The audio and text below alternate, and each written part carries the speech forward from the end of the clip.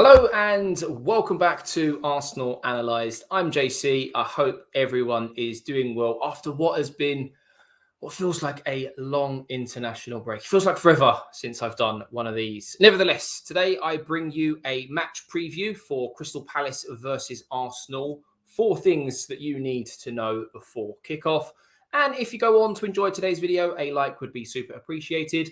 And if you're new around here, why not consider subscribing? It would be much appreciated. And I recently passed 1,200 subscribers. So thank everyone very, very much for all of your support. But let's waste no more time at all and jump straight into things, kicking off with recent form of both clubs. Arsenal on the left, most recently playing against Aston Villa. Really tough game and important to bounce back after what was a not so nice loss against Liverpool at home. But generally speaking, as you can see on screen, Arsenal in somewhat good form of late, scoring 8 goals in the last 5 games, conceding 5 and keeping 2 clean sheets in the process. Crystal Palace, on the other hand, have picked up some vital points as well in their last 5 fixtures, 2 of which in the FA Cup, progressing to the next round, having beaten Stoke and Everton more convincingly 4-0 more recently. But what's most impressive is they've actually managed to pick up points on the road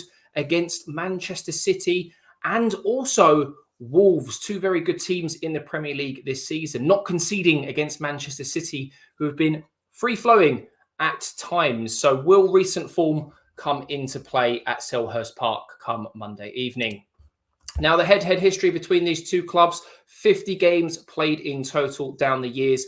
Arsenal do have the psychological edge, if you will, having won 29 of these ties. Palace only having won 5, which was a little bit of a surprise to me when doing the research. 16 have ended in a draw. Now, if we have a little look back at the last 3 fixtures between these both clubs, well, most recently there was a 2-2 draw at home, Arsenal leaving it quite late, a Lacazette goal right at the death, so that Arsenal saved a point. However, Arsenal again left it late when we played them away from home all the way back in May 2021. Yes, we won 3-1, but both of those winning goals came quite late in the game. And all the way back in January 2021, feels like such a long time ago, again at the Emirates, finishing 0-0 at the time. However, more recently, Arsenal haven't lost their last 5 games to Crystal Palace, picking up 4 draws and a win. And we have to take ourselves all the way back to April 2019,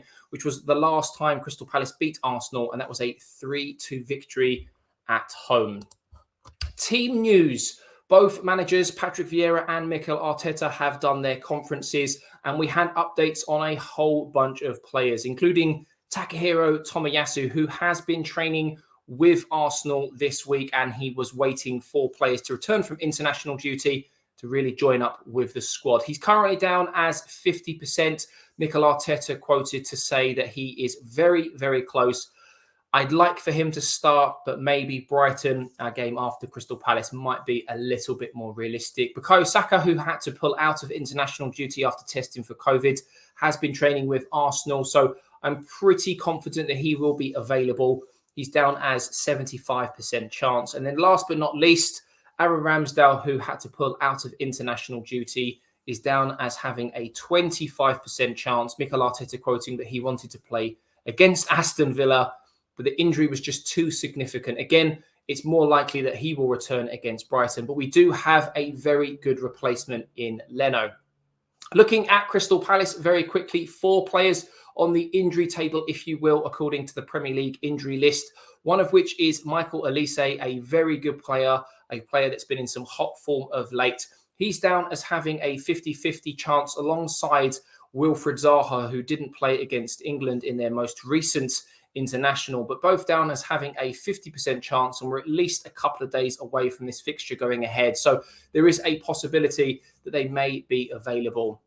It also includes Nathan Ferguson and also James McArthur as 50% chances, both of which will face late fitness tests before the game goes ahead on Monday evening.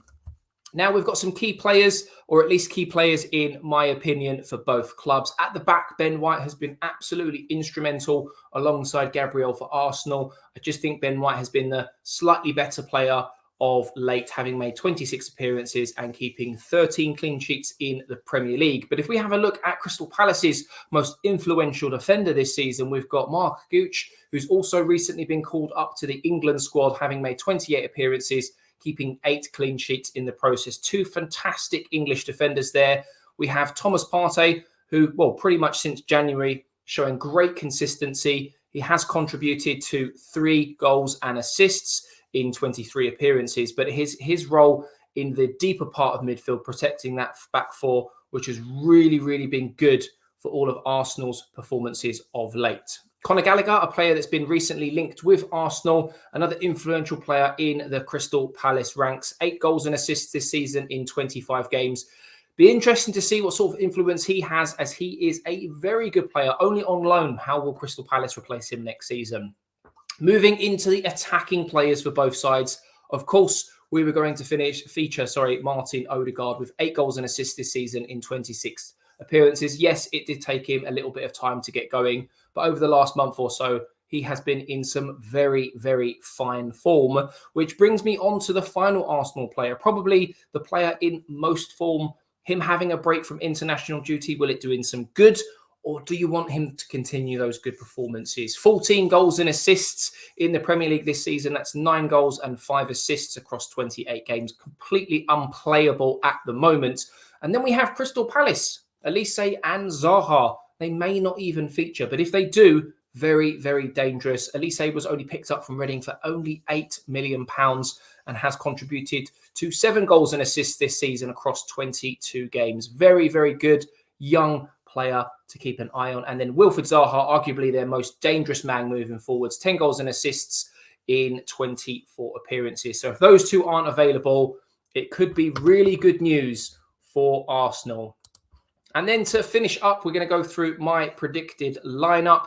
Leno in goal, because Aaron Ramsdale is probably a little bit too early for him to feature against Crystal Palace, but we've been surprised before, so let's wait and see. And yes, I've got Tomiyasu in at right back. I think that's more wishful thinking as opposed to it being realistic. However, Cedric has been very good at right back when called upon. And then on the left-hand side, I've gone with Martinelli, as he's had a very good international break. And I think his hot form will mean that he gets picked ahead of Emile Smith-Rowe, who, again, is a great option off the bench. What will the score prediction be? I'm going to go for a tight one. Crystal Palace have kept some good results recently, some clean sheets. I'm going to go 1-0 Arsenal. And this is your opportunity to get involved in future videos. Let me know your score predictions down in the comments below, alongside whether or not you agree with my starting lineup. What changes would you make if you do disagree? But that is going to about wrap things up for this video. I hope you have enjoyed. And as already mentioned, if you have done, please do drop a like on the video. And if you're new around here, why not consider subscribing? My next target is 1,300. So around about 100 subs before that next target is hit. But that's going to about wrap things up. So I hope you have enjoyed. Thank you very much. I'm JC. I'll catch you in the next one. Take care and stay safe.